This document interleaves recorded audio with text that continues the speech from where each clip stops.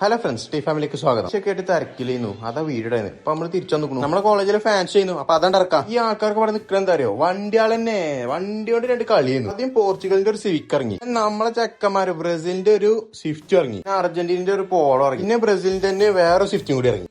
പോർച്ചുഗലും ബ്രസീലും ഇരുന്ന് കത്തിച്ചിട്ടുണ്ടായിരുന്നു. കണ്ടോ സാധനം ഇങ്ങനെ വരുന്നുണ്ടോ?